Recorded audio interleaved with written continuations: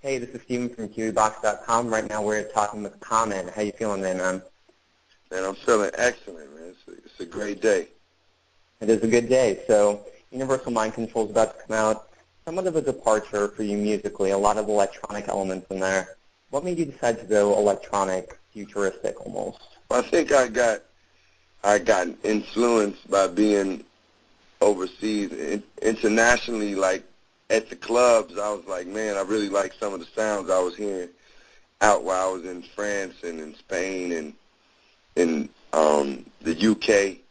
I really heard some music, and of course some of it was American music, but it just felt like the vibe of the music just felt great out there, and I wanted to do something new.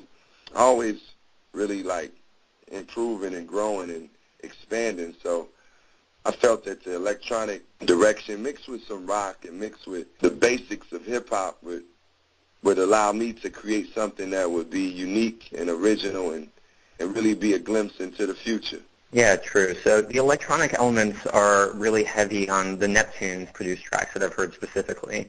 Is that something that Pharrell came with, or is that something that you kind of told him you really wanted to incorporate into the sound of the project? I think about the way I work with producers, and I think what I do is I say, hey, I want a picture that looks like, just say if I was going to a painter, I would say, man, I want a picture that looks like outer space, and I want it to feel like, you know, you're taking a shuttle, a space shuttle into outer space.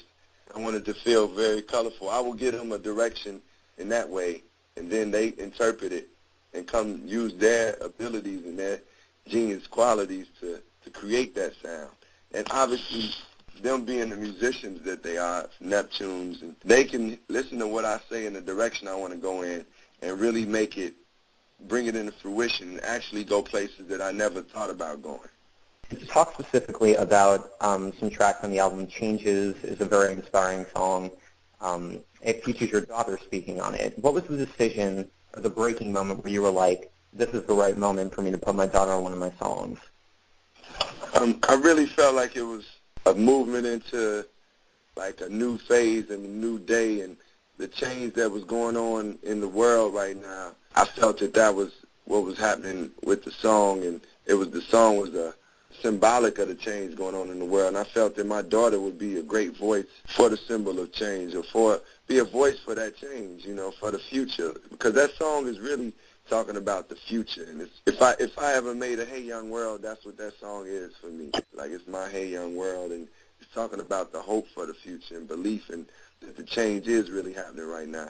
So I felt it was only appropriate, knowing that my daughter is a very intelligent and creative young lady, that she could rock it. Like, and I asked her, would she write something for it? And she's like, yeah, I could write something for it, you know. So it just felt appropriate. It felt right. And being that I had my father on a lot of my albums before, it was kind of like, not the passing of the guard, because I definitely would love for my father to be on more of my albums too, but I felt like it was like a good change to give to the people. And also Kanye appears in Universal Mind Control. You worked with him for a while now.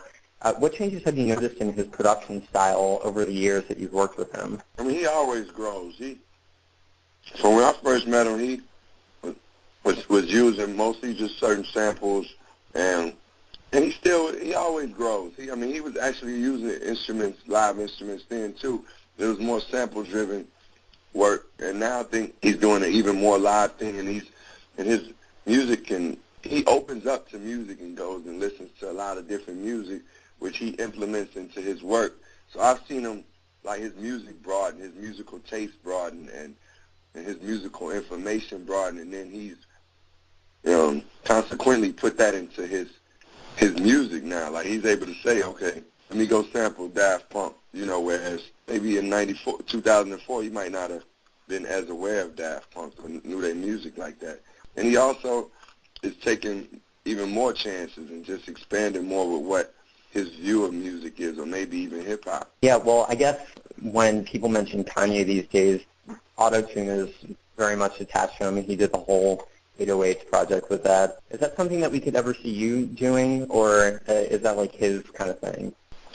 I really respect the way he does it, because he's got so much talent and he sounds good doing it.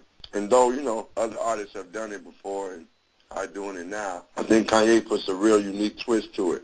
For me, I don't think I would sound too good doing it. It's not really, like when I do things, it has to come in from an organic place. When I did Electric Circus, that's because I was in that zone of listening to Jimi Hendrix and Pink Floyd. When I did B, it was because I was in that place. Like I was listening to Tribe Called Quest and just feeling the essence and rawness of hip-hop. So whatever I do, I have to be in that place. And I'm not like really one who would feel like, man, I would sound good with the vocoder on. And it just wouldn't distinguish me as original. And I feel like one thing you always know you're going to get from Common is originality. Well, on this album specifically, you're definitely, we can hear you growing, like pushing your musical limits. It's something that you also did in Electric Circus a while back, and it wasn't really received then as well as I assume you'd hoped. Are you afraid that that might be how people kind of take Universal Mind Control this time around? Nah, I feel like the world is different now. I did Electric Circus in 2002.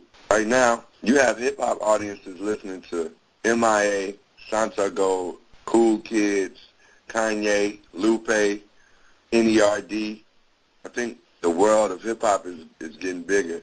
And, though obviously it's still definitely hip-hop artists like is doing street music, but even the most hood cats like Lil Wayne, who's creative and actually is a very good MC, is into rock music now.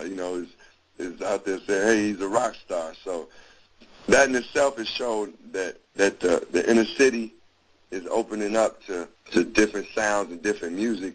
And I can honestly say that on Universal Mind Control, I've made music that's probably more viable to the market. It's more relative, and the songs are actually better songs as far as just, having singles and being able to get played in arenas where they play song music, DJs and clubs and on the radio. And so I think it has a better chance. In fact, I think Universal Mind Control probably has one of the best chances I've ever had to reach a new audience. And it came really from a true place, so I'm happy about that. When you say new audience, what kind of new audience do you mean? Like people who don't primarily listen to hip-hop? Yeah, I believe people that don't listen to hip-hop as much, people that heard the name Common but never really maybe got into my style of music. Different parts of the world, Prague, and I've been over to these countries, but I feel like I haven't had an impact the way I would like to in the UK and in France. And, I do have audiences there, and I've been going there for years, but I feel like I can expand my audiences there too, and I feel like that's what I mean by different audiences. And another thing I mean by different audiences is my song UMC got played on So You Think We Can Dance and on Dancing with the Stars. They did a tribute to dance. They started with tap dance and they went to James Brown, then they went to hip-hop, and then they showed the future of music. Now, they did the future of music dance to UMC on Dance with the Stars, which is an arena that I never have been played in or even exposed to. And what I mean by that is just, like, I remember I was working on Terminator Salvation, and one of the young ladies that worked on it with us, she hadn't heard of Common, but she went home that night and that weekend and seen my song on So You Think We Can Dance, and she said, oh my God, I love your music, and so it's just, she heard UMC on So You Think We Can Dance, which is an audience that, like I said, I never had reached. So I just think this music is like music that can get played in places that I've never been played in. All right, well, I know you're always thinking ahead. Do you have your sights set on another project maybe coming up soon? Things I see ahead is really like making more albums. I would like to do something very soon, a new album, or at least an EP, just because I want to make more music. And then, like I said, I'm in the Terminator film that's coming out in May, and I'm looking to do some more films real soon. And I'm just launching my new website today called thinkcommon.com.